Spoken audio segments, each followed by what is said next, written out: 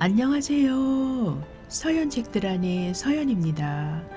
사람은 무엇으로 사는가?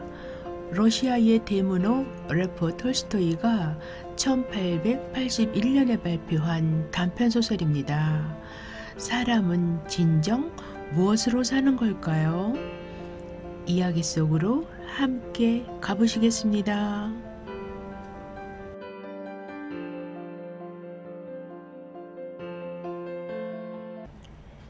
세문이라는 구두 수선공은 아내와 자식들을 데리고 어느 농가에 새들어 살았다. 그는 집도 땅도 없이 오직 구두를 수선하는 일로만 가족을 먹여 살렸다. 빵은 비싸고 품삯은 쌌기 때문에 돈을 버는 족족 입에 풀칠을 하기에도 바빴다. 그에게는 아내와 번갈아가며 입는 단 한 벌의 외투가 있는데 그것마저도 낡고 해져서 거의 입을 수가 없었다. 그래서 그는 2년 전부터 양가죽을 사서 새 외투를 만들려고 마음먹고 있었다. 초가을로 접어들자 약간의 돈이 모아졌다.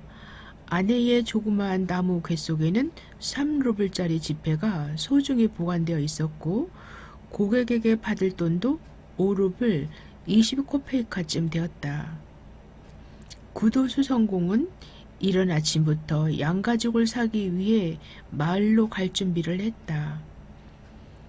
그는 아침을 먹자마자 아내의 짧은 코트를 셔츠 위에다 껴입고 그 위에 다시 카프탄을 걸쳐 입었다. 그러고는 3루블짜리 지폐를 주머니에 넣고 나무 막대를 지팡이 삼아 마을로 향했다. 그는 마음속으로 생각했다. 마을 사람들한테 받을 돈 5루블에다 주머니에 있는 3루블을 보태면 양가죽을 사기에 충분하겠지. 구두수선공은 마을에 도착해 한 농부의 집을 찾아갔다. 그러나 농부는 외출 중이라 그의 아내에게 일주일 안으로 돈을 보내겠다는 약속만 받아놓고 나올 수밖에 없었다. 또 다른 집 농부도 맹세컨대 지금은 돈이 없다며 고작 20코페이카를 갚았을 뿐이다. 구두수선공은 할 수 없이 외상으로 가죽을 사려고 했지만 가게 주인은 절대 그럴 수 없다고 잘라 말했다. 우선 돈을 가지고 오시오. 그럼 마음에 드는 것으로 줄 테니. 외상값을 받아내기가 얼마나 어려운지 진절머리가 난다니까.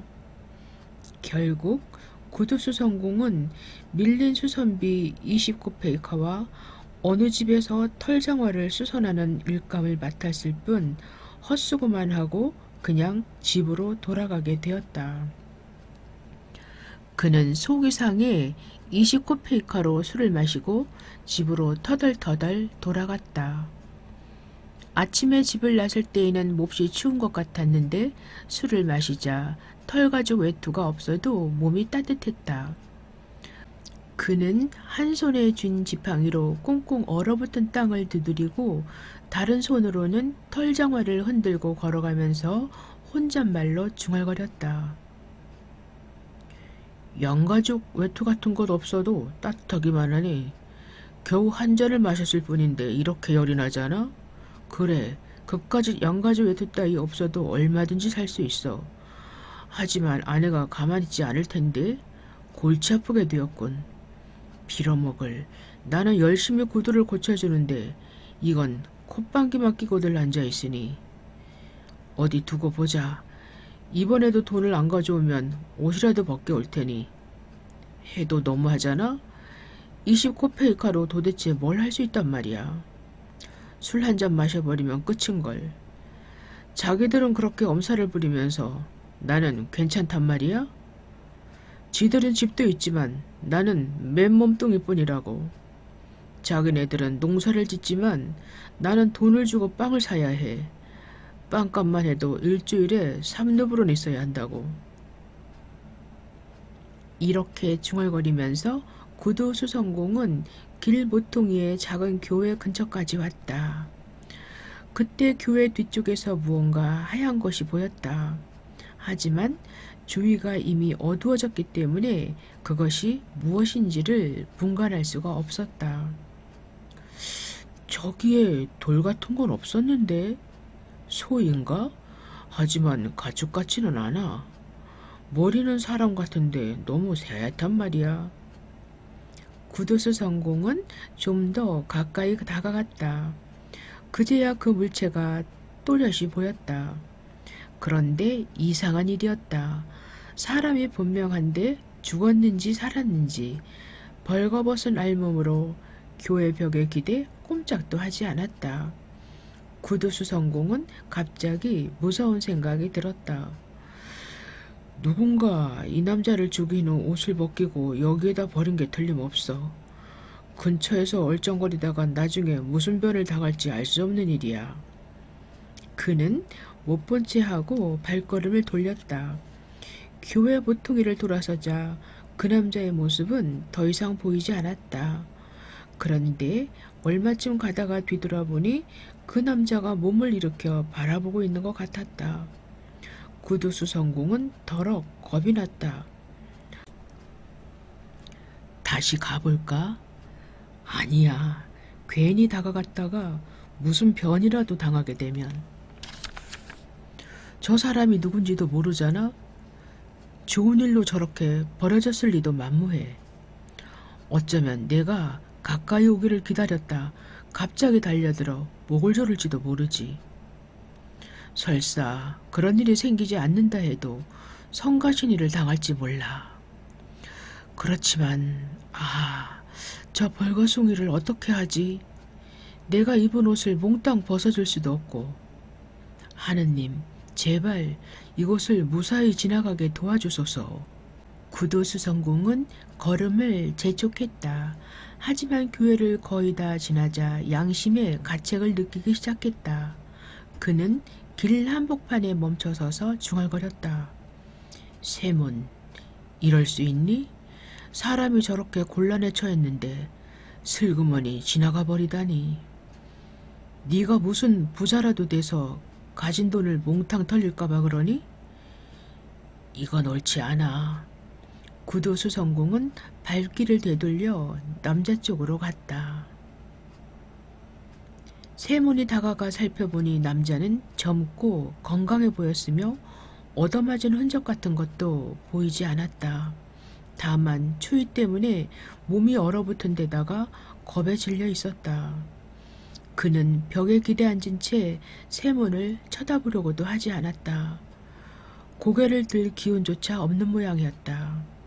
세몬이 옆으로 바짝 다가서자 남자는 그제야 고개를 들고 세몬을 쳐다보았다. 젊은 남자와 눈길이 마주치자 세몬의 모든 두려움은 사라졌다. 세몬은 털장화를 땅바닥에 내려놓고 허리띠를 풀러 장화 위에 놓고는 급히 카프탄을 벗었다. 자, 이걸 입으라고. 세몬은 젊은이를 일으켜 세웠다. 일어선 모습을 보니 훤칠한 키에 몸도 깨끗했으며 팔과 다리에는 상처 하나 없고 얼굴은 온화해 보였다. 세몬은 옷을 입히고 난 후 그를 다시 앉히고 털장화를 신겼다. 이만하면 됐겠지? 자, 다리를 펴고 움직여보라고. 몸이 따스해지도록. 그런데 걸을 수는 있겠어? 젊은 남자는 생각했던 것보다 힘들지 않게 잘 걸었다. 길을 걸어가면서 세몬이 물었다. 그런데 자넨 어디서 왔나?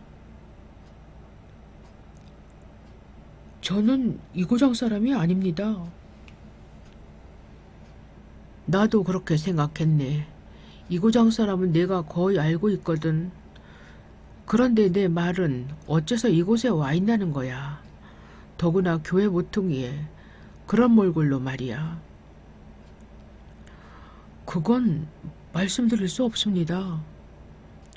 봉변이라도 당했나? 아닙니다. 하느님께서 내리신 벌을 받은 겁니다. 그야 물론 모든 일은 하나님의 뜻이지. 그건 그렇고 어디 가서 좀 쉬어야 할 텐데 어디로 갈 작정인가? 특별히 정해놓은 곳은 없습니다. 그러면 우리 집으로 가세. 몸을 녹이면 정신도 날 테니까. 세몬이 집을 향해 걷기 시작하자 젊은이는 뒤처지지도 않고 잘 따라왔다. 찬바람이 옷 속으로 파고들자 세몬은 뼛속까지 추위가 느껴졌다. 양가죽을 사러 갔다가 낡은 카프단까지 남에게 벗어주다니. 벌골숭이 나그네까지 데려가면 마트료나가 펄펄 뛰겠지? 세몬은 아내 생각을 하자 우울해졌다. 하지만 옆에서 걷고 있는 젊은이를 보는 순간 그를 처음 보았을 때의 눈빛이 떠오르며 마음이 즐거워졌다. 세몬의 아내 마트료나는 그날 일찌감치 집안일을 마쳤다. 장작을 패고 물을 깃고 아이들과 함께 저녁을 먹은 다음 그녀는 생각에 잠겼다. 빵을 지금 구울까 아니면 내일 아침에 구울까? 커다란 빵덩어리 하나가 아직 남아있었다. 세몬이 밖에서 식사를 하고 오면 밤잠은 별로 먹지 않을 테고 그러면 내일 아침은 이 빵으로 충분하겠지? 그녀는 빵을 만지작거리면서 궁리했다.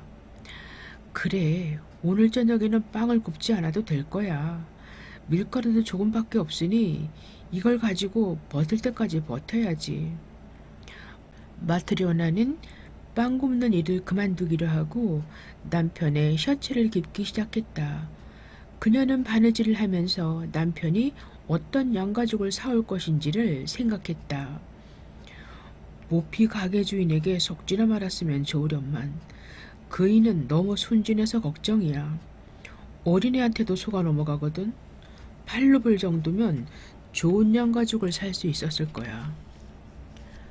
변변한 외투 하나 없이 겨울을 나려니 작년엔 고생이 이만저만이 아니었지. 추운 날이면 어디 나갈 엄두도 못 냈잖아. 오늘만 해도 그래. 그이가 옷이라는 옷은 못 입겨 입고 나가버리니 난 걸쳐 입을 옷 하나 없다고. 그런데 이인은 왜 이렇게 늦을까? 돌아올 시간이 넘었는데 혹시 술을 마신 건 아닐까? 마트료나가 이런 생각에 잠겨있을 때 현관 계단이 삐걱거리며 누군가 들어오는 소리가 났다. 바늘을 옷감에 꽂고 밖으로 나가니 두 사나이가 들어서고 있었다. 세몬 옆에 있는 낯선 남자는 털 장화를 신었고 모자는 쓰지 않았다. 마트료나는 남편이 술 냄새를 풍기는 것을 즉각 알아차렸다. 그러면 그렇지. 남편이 카프탄을 입지 않고 여자용 코트만 걸친 채 빈손으로 서서 희죽 웃는 모습을 보자 마트료나는 화가 치밀었다. 그 돈으로 몽땅 술을 마셔버렸군. 이런 형편없는 건달하고 말이야. 게다가 뻔뻔스럽게 집에까지 데리고 오다니.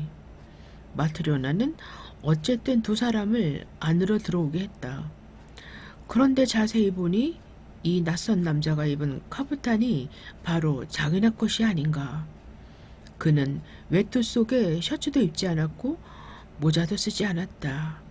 방 안에 들어온 젊은이는 가만히 서 있을 뿐 움직이거나 고개를 들려고도 하지 않았다. 마트료나는 생각했다. 이 사람은 틀림없이 무슨 나쁜 짓을 저질러 잔뜩 겁을 먹은 거야. 마트료나는 얼굴을 찌푸린 채 난로 쪽으로 물러나 두 사람의 하는 양을 지켜보았다. 세몬은 모자를 벗고 태연하게 의자에 앉았다. 여보, 왜 그러고 있어? 식사 준비를 해야지. 마트료나는 아무런 대꾸도 하지 않았다. 그녀는 두 사람을 번갈아 바라보며 고개만 가로저었다. 세몬은 아내가 화난 것을 알았지만 어쩔 도리가 없었다. 그는 남자의 손을 잡으며 말했다. 자, 앉게. 저녁이나 들자고. 낯선 사내는 의자에 앉았다. 여보, 먹을 것 좀 없어? 세몬의 재촉에 마트료나는 화를 버럭 냈다. 없긴 왜 없어요? 하지만 당신 몫은 없어요. 술을 마시면서 본별령마저 마셔버린 모양이군요. 양가죽을 사러 간다더니 입고 간 카프탄마저 벗어던지고 게다가 벌거벗은 불황자까지 데려오다니. 어쨌든 당신들 같은 주정뱅이들에게 줄 음식은 없다고요.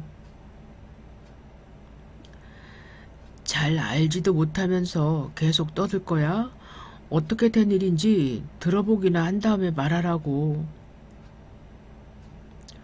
돈을 어떻게 했는지 말해봐요. 세모는 호주머니에서 지폐를 꺼냈다. 3루블은 여기 있어. 하지만 트리포노프에겐 돈을 받지 못했어. 내일이나 모레쯤 주겠다고 약속하더군. 하지만 마트리오나는 점점 더 화가 났다. 양가죽을 사오지 못한 것은 그렇다 치더라도 하나밖에 없는 카프탄을 낯선 불황자에게 벗어주고 그를 집에까지 데리고 오다니. 마트리오나는 테이블에 놓인 지폐를 낚아채 간수하고는 말했다. 아무튼 저녁은 없어요. 주정뱅이들까지 챙겨 먹일 수는 없다고요. 여보, 말 좀 조심해서 하라니까. 우선 이 사람의 이야기를 들어보라고.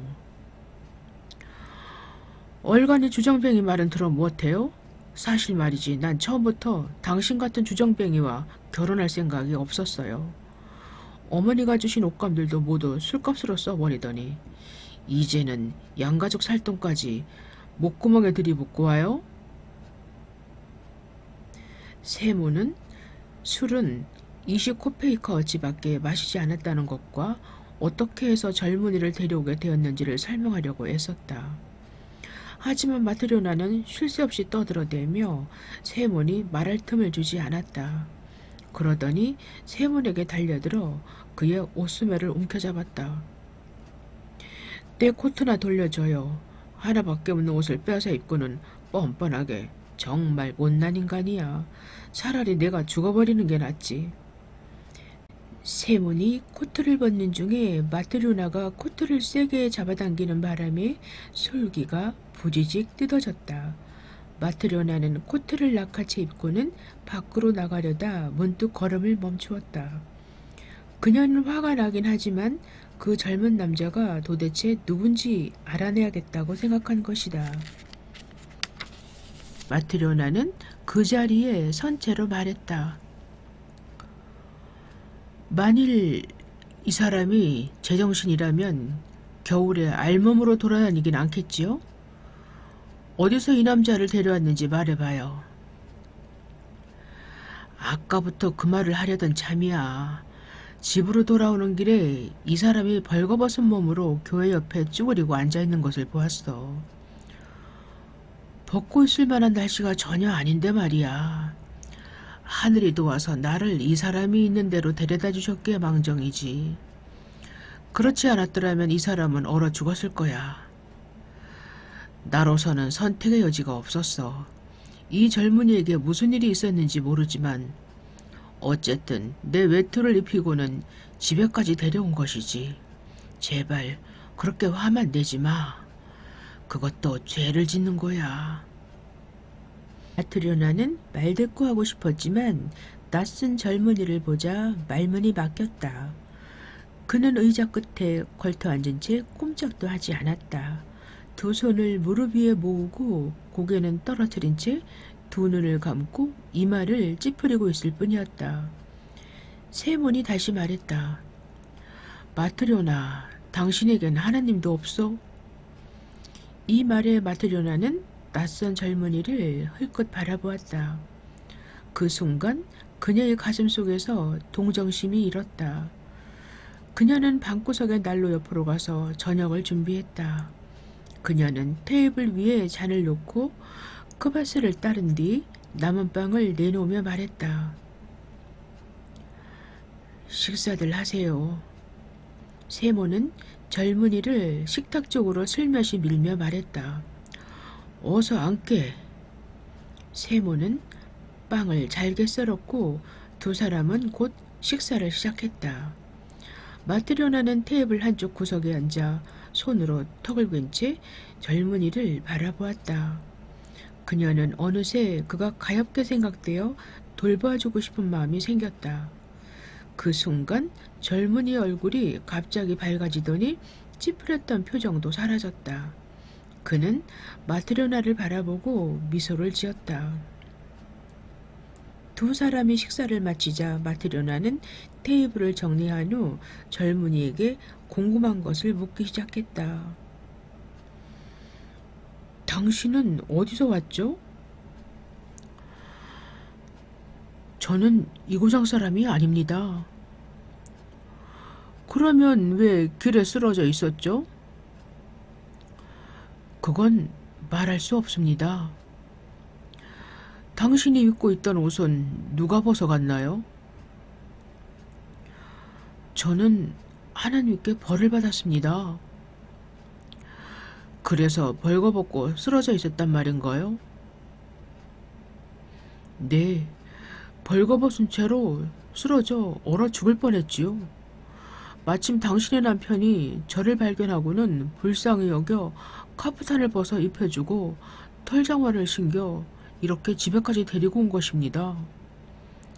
게다가 이곳에 오니 아주머니께서는 먹을 것과 마실 것을 주셨습니다. 틀림없이 하나님께서는 두 분께 보답을 해주실 겁니다. 마트리오나는 조금 전에 입고 있던 세몬의 낡은 셔츠를 가져다가 낯선 남자에게 주었다. 또 속바지도 찾아서 건네주었다. 이거라도 입고 어디든 누워서 좀 자도록 해요.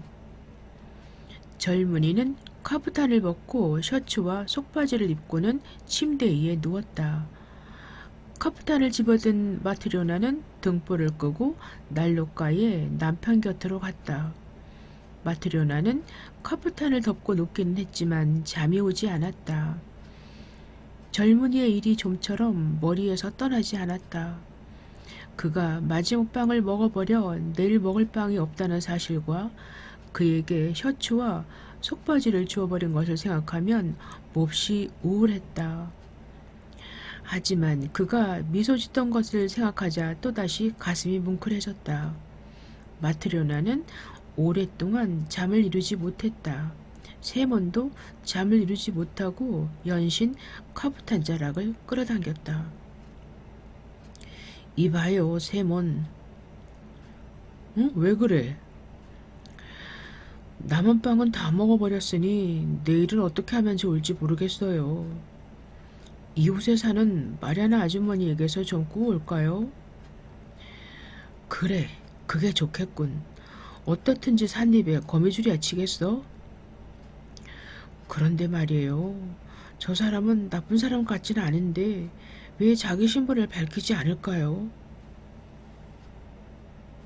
말 못할 사정이 있겠지. 세몬, 참 이상해요. 뭐가? 우리는 늘 남에게 베풀고 사는데 왜 우리에게 베푸는 사람은 아무도 없을까요? 세몬은 뭐라고 대답을 해야 할지 몰랐다. 그 문제는 다음에 이야기하고 이제 그만 자라고. 세몬은 그렇게 말하고는 돌아누워 곧 잠이 들었다. 다음 날 아침 세몬은 일찍 잠이 깨었다. 아내는 이웃집에 빵을 꾸러 가고 없었다. 어젯밤에 데리고 온 낯선 남자는 의자에 앉아 천장만 바라보고 있었다. 그의 표정은 어제보다 훨씬 더 밝아 보였다. 이봐, 젊은이. 배는 먹을 것을 원하고 몸은 입을 것을 원하니 무언가 벌이를 해야지. 자네는 무슨 일을 할 줄 아나? 아무것도 할 줄 모릅니다. 뭐든 해보겠다는 마음만 있으면 돼. 배워서 하면 되니까. 다들 일을 하니 저도 해보겠습니다. 그런데 자네 이름이 뭔가? 미하엘이라고 합니다. 이봐, 미하일. 자네는 신상에 관한 이야기를 하고 싶지 않은 모양인데 그건 아무래도 좋네. 하지만 밥벌이는 해야지. 내가 시키는 대로 일을 하겠다면 밥은 먹여주겠네. 괜찮은가? 고맙습니다. 열심히 일을 배우겠습니다. 무엇이든 가르쳐 주십시오. 세모는 실을 손가락에 감아 실꾸러미를 만들기 시작했다. 별로 어려운 일은 아니야. 잘 보라고. 미하일은 자세히 들여다보더니 금방 배워 실을 꼬았다. 이어 세모는 실에 초를 칠해 뻣뻣하게 만드는 법을 가르쳐 주었다. 미하일은 이것도 금방 익혔다. 다음으로는 뻣뻣한 실로 과죽을 꿰매는 법을 가르쳐 주었는데 이것도 이내 익혔다. 미하일은 세몬이 가르쳐주는 일마다 쉽게 터득해 사흘째부터는 모든 작업 과정을 능숙하게 해낼 수 있었다. 그는 쉬지 않고 일했으며 조금밖에 먹지 않았다.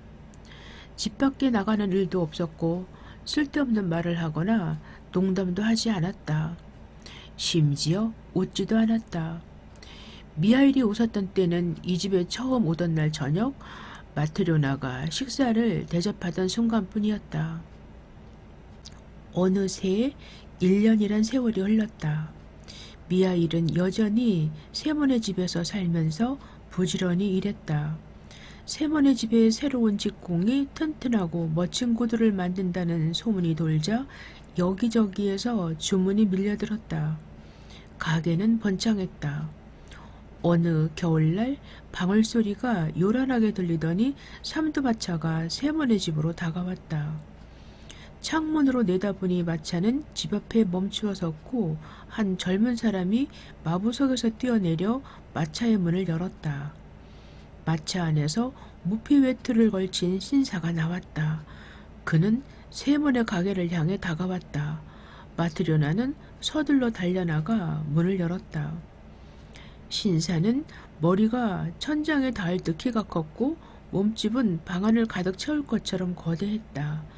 그는 자신의 키보다 낮은 문을 통과하기 위해 허리를 구부려야 했다. 세모는 신사의 모습을 보고 입을 다물지 못했다. 이제까지 그렇게 큰 사람은 본 적이 없었기 때문이다. 세모는 몸이 호리호리하고 미하일도 깡말랐으며 마트레나 역시 나뭇가지처럼 여위었는데 신사는 혈색 좋은 얼굴에 목은 황소처럼 굵은 게 몸 전체가 무쇠로 만들어진 것처럼 보였다. 신사는 거친 숨을 내쉬며 모피외투를 벗더니 의자에 앉으며 물었다. 이 가게 주인이 누군가? 세몬이 나서며 말했다. 제가 주인입니다, 손님. 그러자 신사는 큰 소리로 하인에게 말했다. 페드카, 가죽을 가져와. 하인이 곧장 보따리 하나를 가지고 들어왔고 신사는 그것을 받아 테이블 위에 놓았다. 풀어라. 그가 말하자 하인은 지체 없이 보따리를 풀었다. 신사는 가죽을 가리키며 세몬에게 말했다. 이게 어떤 가죽인지 알겠나? 세몬은 가죽을 잠깐 만져보고 나서 말했다. 네, 아주 좋은 가죽이군요. 그야 물론 좋은 가죽이지. 얼간이 같으니라고. 자넨 이런 가죽을 한 번도 본 적이 없을 거야. 독일자 가죽인데 20루블이나 주고 샀다고. 세모는 기가 죽은 표정으로 말했다. 저 같은 놈이 어디서 이런 것을 구경하겠습니까? 그렇지. 그런데 자네 이 가죽으로 장화를 하나 만들어줄 수 있겠나? 만들 수 있고 말고요, 나리.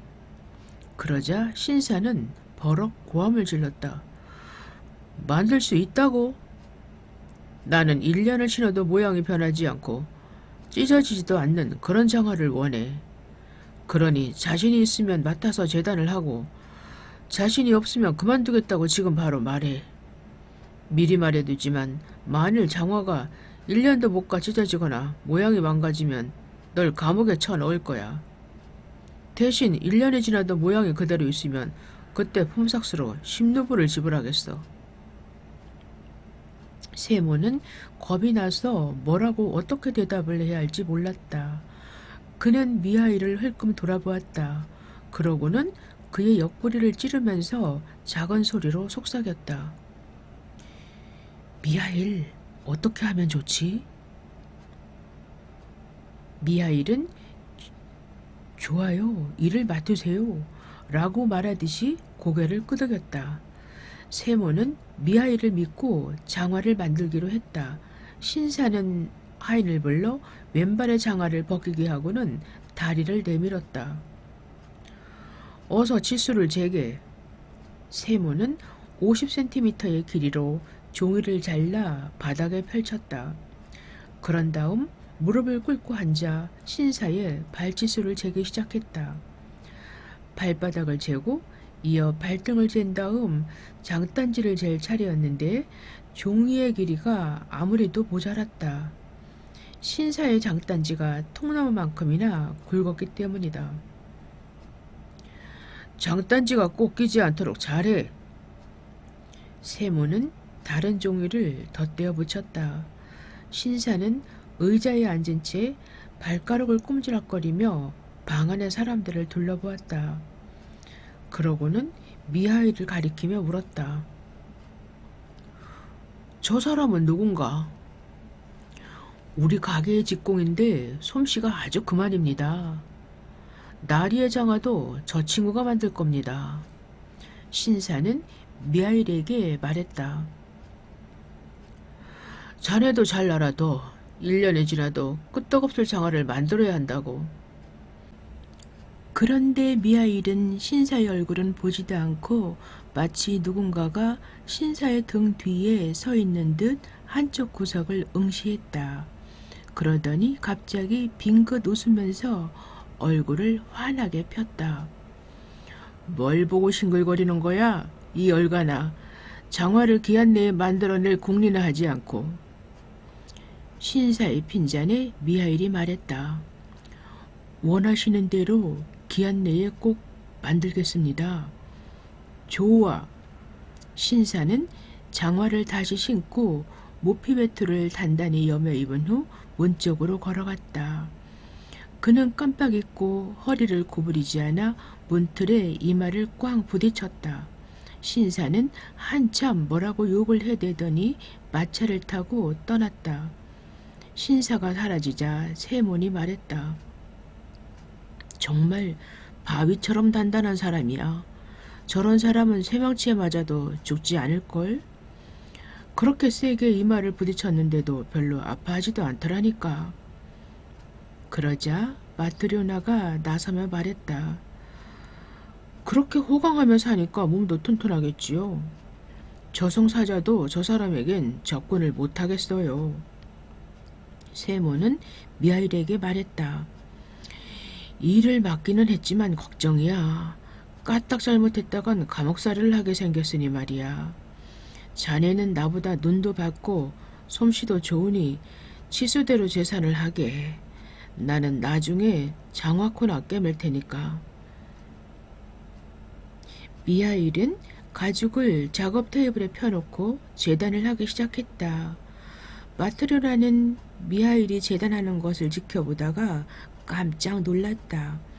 마트료나도 이제는 구두 만드는 일은 알만큼 아는데 미하일이 가죽을 주문받은 대로 재단하지 않고 둥근 모양으로 재단하고 있었기 때문이다. 마트료나는 지적을 해줄까 하다가 그만두었다. 나보다는 미하일이 더 잘 알고 있겠지. 괜히 나서서 참견하지 말자. 미하일은 재단을 마치고 꿰매기 시작했다. 그런데 두 겹의 실로 꿰매는 것이 아니라 슬리퍼를 만들 때처럼 한 겹의 실로 꿰매는 것이었다.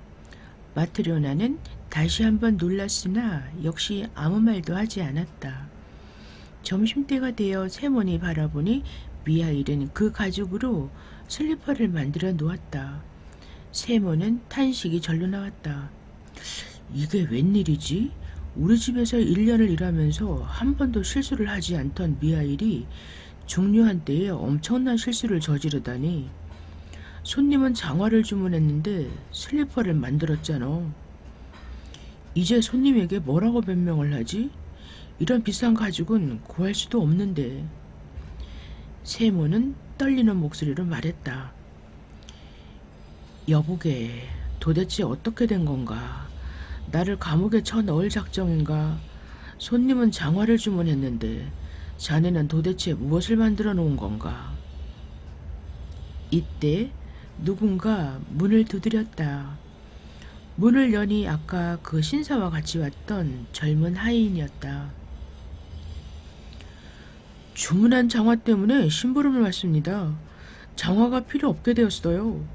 나리께서 갑자기 돌아가셨거든요. 뭐라고요? 나리께서 댁으로 돌아가는 길에 마차 안에서 돌아가셨어요. 마차가 집에 도착해 내려드리려고 팔을 잡는 순간 곡식자루처럼 툭 아래로 쓰러지셨죠. 나리의 몸은 이미 돌처럼 굳어 있었어요. 마님께서는 곧바로 저를 이리로 보내며 말씀하시길 장화는 더 이상 필요 없게 되었으니 그 대신 죽은 사람에게 신길 부드러운 슬리퍼를 만들어 달라고 하셨어요. 그래서 이렇게 급히 달려온 겁니다. 미하일은 남은 가죽을 챙기고 나서 완성된 슬리퍼를 집어 먼지를 닦은 다음 하인에게 건네주었다. 하인은 기뻐하면서 그것을 가지고 돌아갔다. 세월이 흘렀다.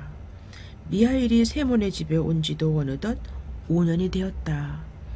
하지만 그의 생활은 조금도 달라진 것이 없었다. 밖에 나가는 일도 없었고 쓸데없는 말을 하지도 않았다.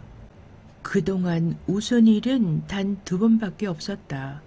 한 번은 마트료나가 저녁을 대접했을 때였고 또 한 번은 장화를 주문하러 왔던 신사를 보았을 때였다. 세모는 미하일이 어떤 사연을 가지고 있는지는 여전히 묻지 않았다. 그는 다만 미하일이 가버리지는 않을까 걱정스러울 뿐이었다. 어느 날 식구가 모두 집안에 있을 때였다. 마트료나는 냄비를 화덕에 올리고 아이들은 의자 사이를 뛰어다니거나 창문 밖을 내다보곤 했다. 세모는 창가에 앉아 구두를 꿰매고 있었고 미하일은 다른 쪽 창가에서 구두에 뒤축을 붙이는 중이었다. 그때 사내아이가 미하일에게 다가와 어깨를 흔들면서 창밖을 가리켰다. 미하일 아저씨, 저길 좀 보세요. 어떤 아주머니가 계집애들을 데리고 오고 있어요. 우리 집으로 오고 있는 것 같아요. 그런데 하나이는 절름발이에요. 그러자 미하일은 갑자기 일손을 멈추고 창밖을 유심히 내다보았다. 세모는 이상한 생각이 들었다.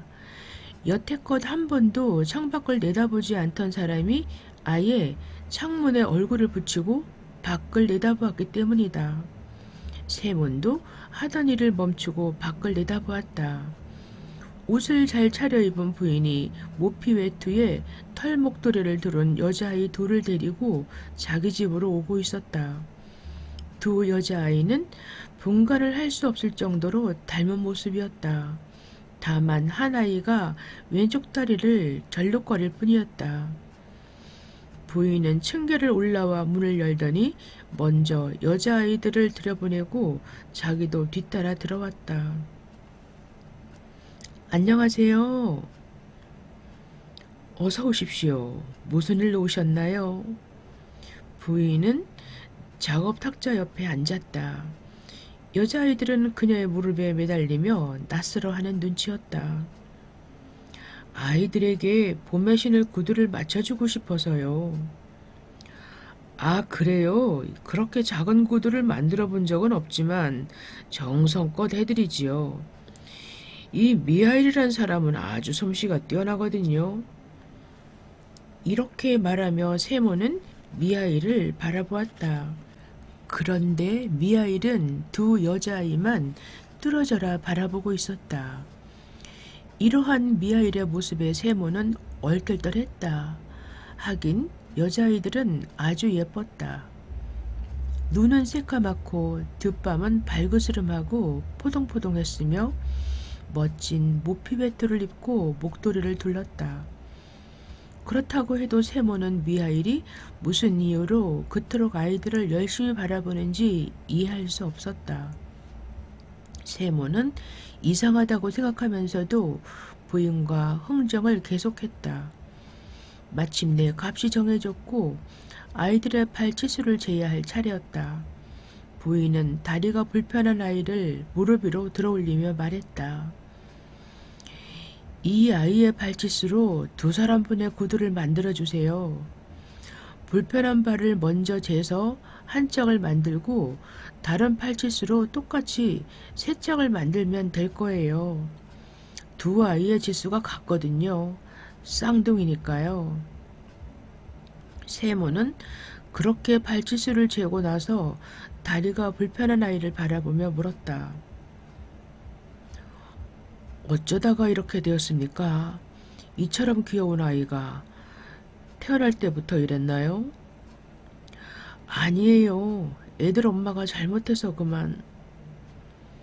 이때 마트리오나가 끼어들었다. 그럼 부인은 이 아이들의 친엄마가 아니세요?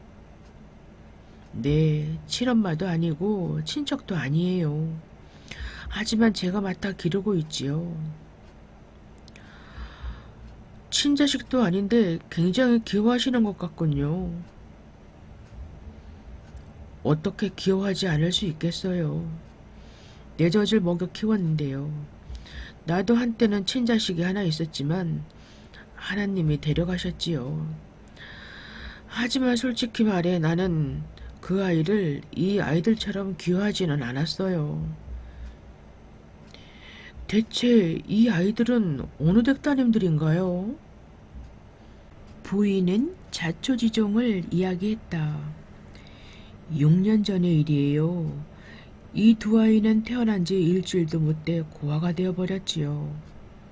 아버지는 아이들이 태어나기 사흘 전에 죽고 엄마는 아이들을 낳은 후 곧 세상을 떠났으니까요. 그 무렵 우리 부부는 이웃에서 농사를 지으며 살아가고 있었어요. 그래서 아이들 부모에 대해 잘 알고 있는 거예요. 아이들 아버지는 숲속에서 나무를 베다 나무가 쓰러지면서 덮치는 바람에 죽었어요. 아이들 어머니도 몹시 가난한 데다 돌봐주는 친척이 없어 혼자 아이들을 낳다 죽은 거고요. 해산 다음날 집으로 찾아가니 부인의 몸은 이미 싸늘하게 굳어있더군요. 그런데 숨을 거둘 때 고통으로 몸부림치다가 그만 한 아이를 덮쳐서 한쪽 다리를 못쓰게 만들었어요. 마을 사람들이 몰려와 부인의 몸을 씻기고 관을 만들어 장례를 지내주었어요. 모두들 친절한 사람들이었죠. 그러나 갓 태어난 아이들이 문제였어요. 정말 난처한 일이었죠. 그때 마을에서 젖을 먹일 수 있는 사람은 나뿐이었어요. 나는 태어난 지 8주째 되는 아들이 있었거든요. 어쩔 수 없이 제가 당분간 아이들을 맡기로 하고 집으로 데려왔죠. 나는 내 아이와 두 여자아이, 이렇게 세 아이를 젖을 먹여 키웠어요. 그때만 해도 젊고 음식도 잘 먹었기 때문에 흘러넘칠 정도로 젖이 나왔지요. 그런데 하나님의 돌보심으로 두 아이는 아주 건강하게 자랐지만 내가 낳은 아이는 2살도 못 되어 죽고 말았어요. 그 뒤로는 아이를 낳지 못했죠. 그 후 집안 형편이 차츰 나아졌고 남편은 곡물상인의 방앗간을 맡게 되었어요. 지금은 꽤나 유복하게 살고 있지요. 하지만 이 두 아이가 없다면 무척 외로울 거예요. 그러니 어떻게 이 아이들을 기워하지 않을 수 있겠어요? 이 아이들은 나에게 촛불과 같은 존재예요.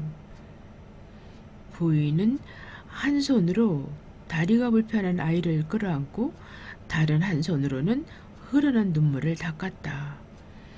마트리오나는 한숨을 길게 내쉬며 말했다. 부모 없이는 살아도 하나님 없이는 살 수 없다더니 그 말이 맞는 것 같군요. 그들이 이런 말을 나누고 있을 때 갑자기 미하일이 앉아있는 쪽에서 섬광이 비치는 것 같았다. 세몬과 마트료나는 부인을 배웅하고 들어와 미하일을 쳐다보았다. 미하일은 두 손을 무릎 위에 포개고 앉아 하늘을 바라보며 미소를 지었다. 미하일은 의자에서 일어나 작업용 앞치마를 벗은 후 세몬과 마트리나에게 공손히 절을 하며 말했다. 이제 작별을 해야 할 것 같습니다. 하나님께서도 저를 용서해 주셨으니까 두 분께서도 저를 용서해 주십시오. 그때 세몬과 마트료나는 미하일에게서 눈부신 후광이 비치고 있는 것을 보았다. 세몬도 일어나 마주 절하며 미하일에게 말했다. 역시 자네는 보통 인간이 아니었군. 자네를 더 이상 붙들어둘 수도 자네에 관해 더 이상 물을 수도 없다는 것을 잘 알고 있네. 하지만 꼭 한 가지만은 알고 싶네. 내가 자네를 처음 발견하고 집으로 데려왔을 때는 몹시 어두운 표정이었네. 그런데 아내가 저녁을 차려주자 자네는 미소를 지으며 밝은 표정이 되었지. 그 까닭이 무엇인가? 또 어느 신사가 장화를 주문했을 때도 자네는 웃으면서 밝은 표정을 지었고 방금 전 부인이 여자아이들을 데리고 왔을 때도 빙그레 웃었네. 그리고 자네의 온몸에서 밝은 빛이 비쳤지. 미하일, 왜 자네에게서 빛이 나며 왜 세 번의 미소를 지었는지 그 이유를 들려주게나. 그러자 미하일은 비로소 말을 하기 시작했다.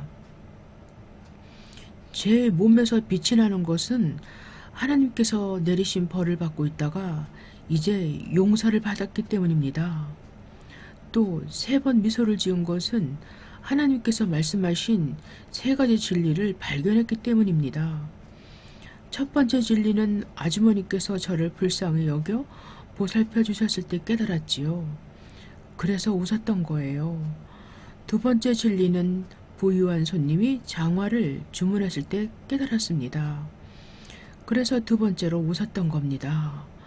그리고 방금 전 두 여자아이를 보았을 때 세 번째 진리를 알게 되었고 그래서 미소를 지은 것입니다. 세몬이 다시 물었다. 그런데 미하일, 어째서 하느님이 자네에게 벌을 내리셨나? 그리고 하느님의 세 가지 진리란 무엇인지 알고 싶네. 하느님께서 벌을 내리신 것은 제가 그분의 명령을 따르지 않았기 때문입니다. 저는 원래 천사였는데 하느님께서 한 여인의 영혼을 거두어 오라고 저를 지상으로 보내셨습니다. 그런데 세상에 내려와 보니 그 여인이 몸이 아주 쇠약해져 누워있는 것이었어요. 그리고 쌍둥이 딸을 낳았던 것입니다. 그 여인은 저를 보자 눈물을 흘리며 애원했습니다. 천사님, 제 남편의 장례식을 며칠 전에 치렀습니다. 그이는 숲에서 일하다가 나무에 깔려 죽었어요. 이 불쌍한 아이들에게는 키워줄 사람이 하나도 없습니다. 이 아이들이 제 발로 걸을 수 있을 때까지는 제 영혼을 거두어가지 말아주세요. 여인의 애원을 듣고 저는 한 아이에게는 젖을 물려주고 다른 한 아이에게는 팔을 안겨주고 나서 하늘나라로 돌아갔습니다. 저는 하느님께 말씀드렸습니다. 하느님, 저는 여인의 영혼을 거두올 수가 없었습니다. 남편은 나무에 깔려 죽었고 여인은 며칠 전에 쌍둥이를 낳아 기진맥진해져서는 제발 자기의 영혼을 데려가지 말라고 애원했습니다. 그래서 그냥 돌아올 수밖에 없었습니다. 그러자 하나님께서 다시 분부하셨습니다. 지금 곧 내려가 여인의 영혼을 거두어 오너라. 그러면 너는 세 가지 진리를 발견할 것이다. 사람의 내면에는 무엇이 있는가? 사람에게 허락되지 않은 것은 무엇인가? 사람은 무엇으로 사는가? 이 세 가지 진리를 알게 되는 날 너는 하늘나라로 돌아올 수 있을 것이다.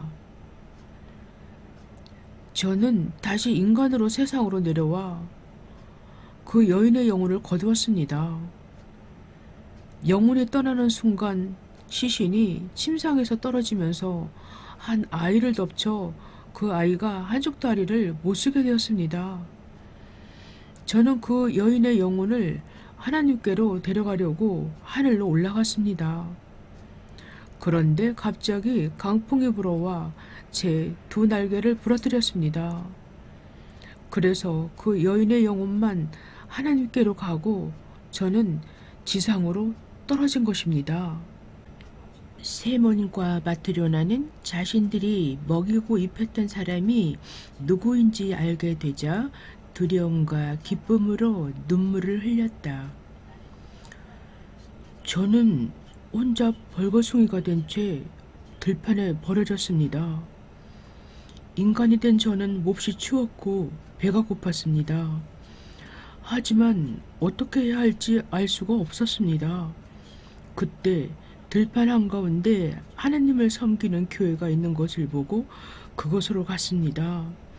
문이 잠겨 있어 교회 뒤편에 앉아 있었지요. 배고픔은 더욱 심해지고 몸은 꽁꽁 얼어붙어 견딜 수가 없었습니다. 그때 사람의 발소리가 들려왔습니다. 그는 털장화를 든 채 제가 있는 쪽으로 오면서 혼자 뭐라고 중얼거렸습니다. 가만히 들어보니 이 추운 겨울을 어떻게 날 것인가, 어떻게 처자식을 먹여 살릴 것인가를 걱정하고 있었습니다. 그는 저를 발견하긴 했지만 얼굴을 찡그리고 무서운 표정을 지으며 그냥 지나쳤습니다. 나를 구해주리란 희망을 가졌던 저는 곧 실망을 하고 말았지요. 그런데 그 사람이 다시 제게로 오는 소리가 들렸습니다. 나는 그의 얼굴을 보고 놀랐습니다. 조금 전의 얼굴에는 죽음의 기운이 서려 있었지만 다시 돌아온 얼굴에는 인자한 하나님의 그림자가 어려 있었기 때문입니다. 그는 입고 있던 옷을 벗어 제게 입혀주고는 저를 자기 집으로 데리고 갔습니다. 그의 집에 도착하자 한 여자가 사나운 말을 하기 시작했습니다. 그 여인은 남자보다 훨씬 무서운 얼굴을 했습니다. 그녀의 입에서는 죽음의 도끼가 뿜어져 나와 저는 숨조차 쉴 수가 없었습니다. 그러나 남편이 하나님에 대해 이야기를 하자 그녀는 금세 태도가 바뀌었습니다. 서둘러 저녁을 준비하면서 저를 쳐다보았을 때 그녀의 얼굴에는 죽음의 그림자가 사라지고 생기가 가득했습니다. 그녀에게서도 저는 하나님의 모습을 볼 수 있었습니다. 그때 저는 사람의 내면에는 무엇이 있는가? 라고 했던 하나님의 첫 번째 말씀이 떠올랐습니다. 저는 사람의 내면에 있는 것은 바로 사랑이란 것을 깨달았습니다. 하나님께서 제게 약속하신 것을 이런 방법으로 깨닫게 하시는구나 생각하니 매우 기뻤습니다. 그래서 처음으로 미소를 지었던 것입니다. 하지만 세 가지 진리를 모두 안 것은 아니었습니다. 사람에게 허락되지 않은 것은 무엇인가, 또 사람은 무엇으로 사는가는 아직 모르고 있었습니다. 어느새 두 분과 함께 지낸 지 1년이 지났습니다. 어느 날 부유한 신사가 찾아와 1년이 지나도 모양이 변하지 않는 장화를 주문했습니다.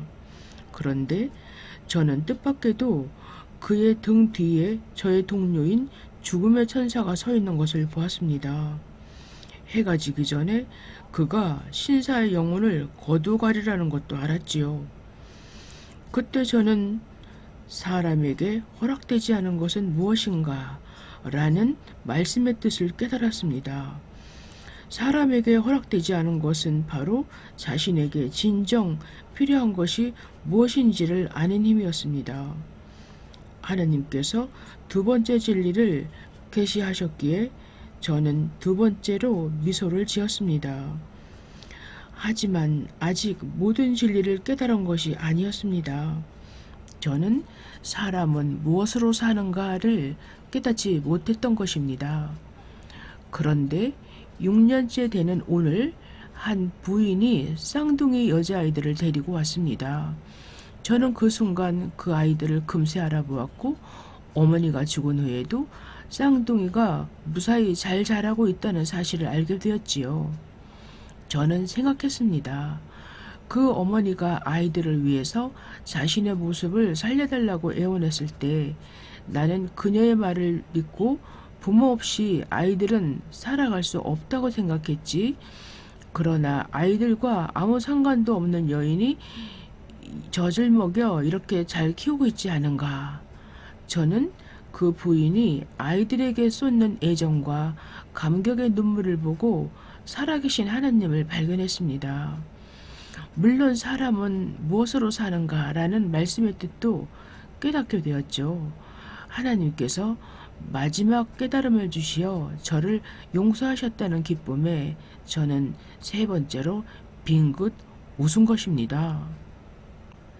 마침내 천사의 모습이 드러났는데 전신이 찬란한 빛에 휩싸여 똑바로 바라볼 수조차 없었다. 천사의 맑은 목소리는 마치 하늘에서 울려오는 것 같았다. 모든 인간은 사랑으로 살아간다는 것을 저는 알게 되었습니다. 제가 인간이 되어서도 무사히 살아갈 수 있었던 것은 길을 가던 한 사람과 그 아내의 마음속에 깃든 사랑 때문이었습니다.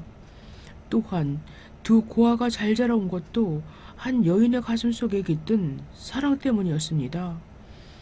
모든 인간이 자신을 걱정하는 마음으로 이 세상을 살아가고 있는 것이 아니라 그들 속에 사랑이 있기 때문에 살아간다는 것입니다. 저는 일찍이 하나님께서 인간에게 생명을 부여하시고 그들이 잘 살아가길 바라고 있다는 것을 알고 있었지만 이제 또 한 가지를 알게 되었습니다. 그것은 하나님께서 모든 사람이 홀로 살아가기를 원치 않으신다는 것입니다. 그래서 하나님은 인간이 자신에게 필요한 것이 무엇인지를 아는 능력을 주시지 않았습니다. 그리고 인간이 평화롭게 하나가 되길 원하심으로 모든 사람이 진정 무엇으로 살아가야 하는지를 계시하셨습니다. 저는 깨달았습니다.